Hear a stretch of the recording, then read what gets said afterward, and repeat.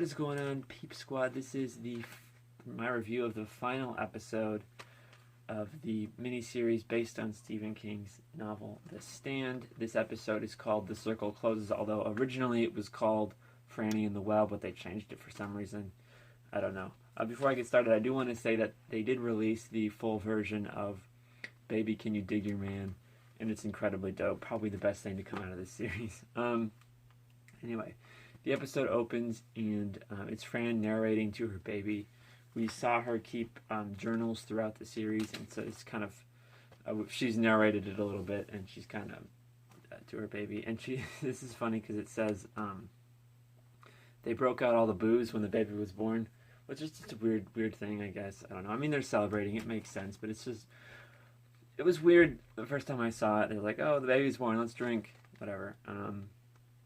Then, like in the original novel and miniseries, the baby does get sick with Captain Trips, and there's a bit of a worry going on that the baby might not make it, but she does.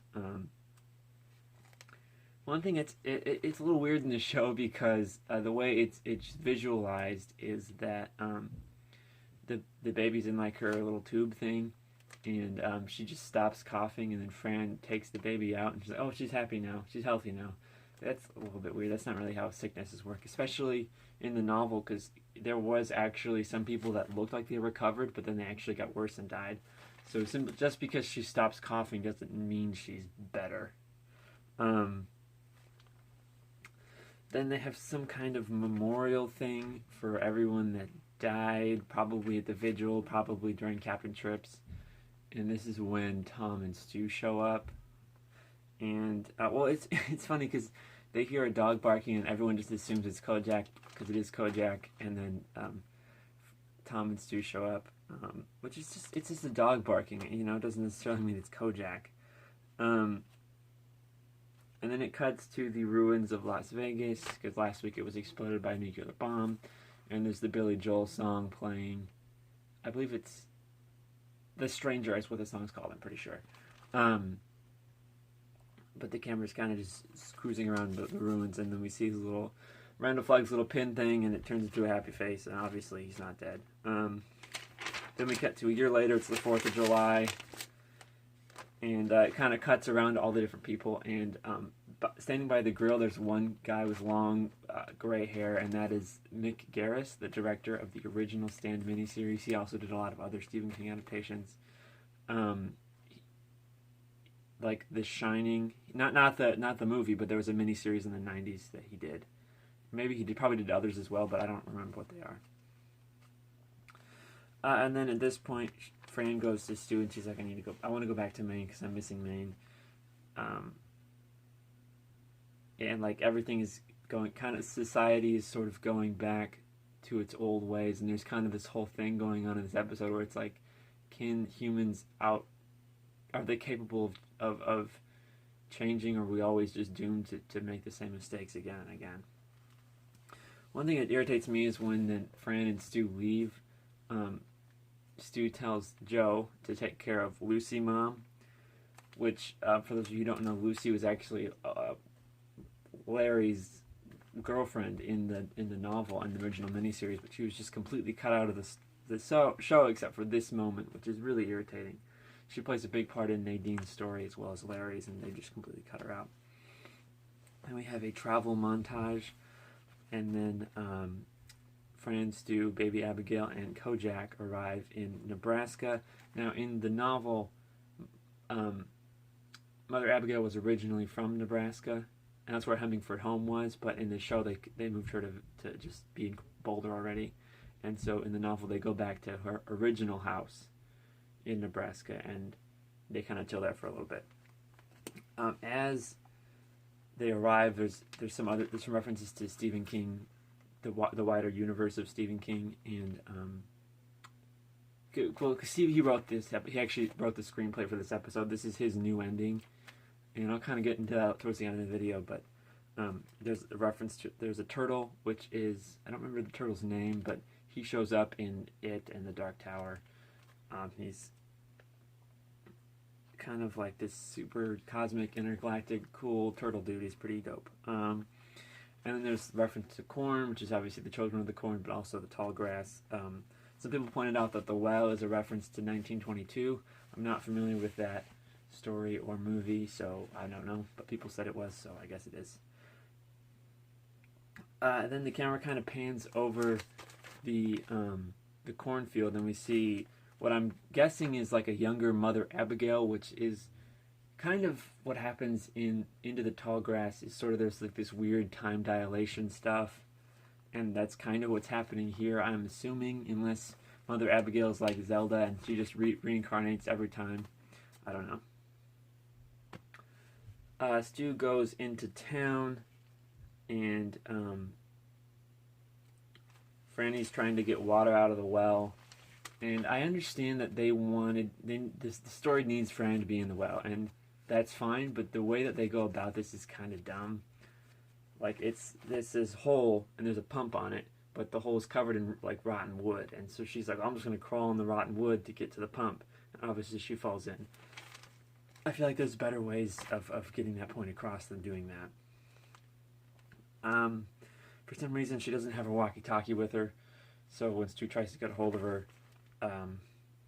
he can't, because her walkie-talkie's inside and she's in the bottom of a well. So Stu pops his tire, and so he's stuck. And there's like, so she sticks, before she falls into the well, she kind of sticks her hand into it, and she gets bitten by a rat, which is weird. And then she falls into the well, and she has a vision of Randall Flagg in the jungle, which is the final scene of the novel, is him in the jungle. And when I read it, I assumed that was kind of on a different world, and but apparently this iteration makes it so it's part of the same world as The Stand, because in Stephen King there are like different worlds, and so I just assumed, okay, he's done with the Stand world, and then this tribe is him going to a different world and just harassing them there. Apparently this is different. So he talks to the tribe of people, and he says this tribe of people is one of the last civilizations that hasn't been touched by modern technology. They just continue to exist, even though Captain Trips wiped out the entire rest of the population. They just weren't affected by it at all because they're isolated. And there are actually tribes like that in the world that just exist, and they have no contact with modern society at all, which is interesting. And there's like this well in the jungle, and then they look into it, they see the baby, they see Stu, and they're like, yep, they're all gonna die if you don't kiss me. And I don't fully understand what's going on in this scene. Maybe you can explain it to me. He's like, if you kiss me now, I'll give you everything. You can live happily ever after with your husband and kid, and it's all gonna be great. But she doesn't, and like, I don't understand. They later go on to be like, oh, I resisted the temptation of this guy, but I don't understand I don't fully understand what's going on. Anyway, so it makes it look like they kiss, but she's actually biting his tongue, which is weird. But the camera goes sideways when they do it, and that's kind of cool. And she runs into the jungle, and she meets Mother Abigail as an adult again, played by Whoopi Goldberg. And this scene is more like what we get in the novel. She's kind of just sitting in her house in the cornfield playing the guitar, which we see a lot more of in the original miniseries as well. And she talks to Stu, she talks to Fran about how, yeah, you resisted the temptation of the Dark Man, and you're going to have 5 kids, and they're going to have 20 kids, and they're going to have 70 kids. So I did the math, and it's basically an average of about 3 to 4 kids per person, which is a little high, but, whatever. And when Stu gets back, the little Mother Abigail is there, and then she apparently knows how to operate this hitch thing. I'm not sure if adult Mother Abigail knew how to operate a Ford F-150 with that tow hitch thing. I know I don't know how to operate one of those things. So they basically kind of lower Stu down to the well. Stu picks up Fran, and then they get out of the well. And Fran sees the little necklace thing, which apparently Mother Abigail was wearing during the entire series. I didn't even see it, but apparently she was, because that's how she identifies her, as Abigail. And then she kind of heals Fran. And then they go to Maine, and then Well, that's kind of the closing scene of this whole thing. Is they're in Maine and they're talking about kids and darkness and the light and all that and the Atlantic Ocean. And then the final scene shows Flag.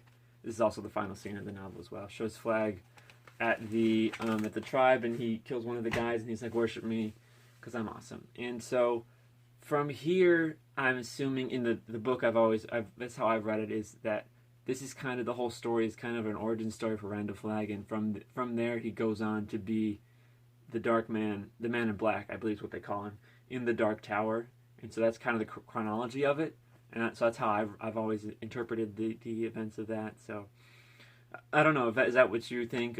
Comment down below what you thought of the series as a whole in this episode. I will probably spend the entire next week rewatching the series, and then I'll have a video kind of talking about my whole thing. Spoilers, I'm kind of disappointed in the whole story of it. There are some things I liked, and I'll get into that. But comment down below with what you thought about it, and I will see you next week. Make sure to check out the podcast, Facebook, Instagram, Patreon, Twitter, all that fun stuff.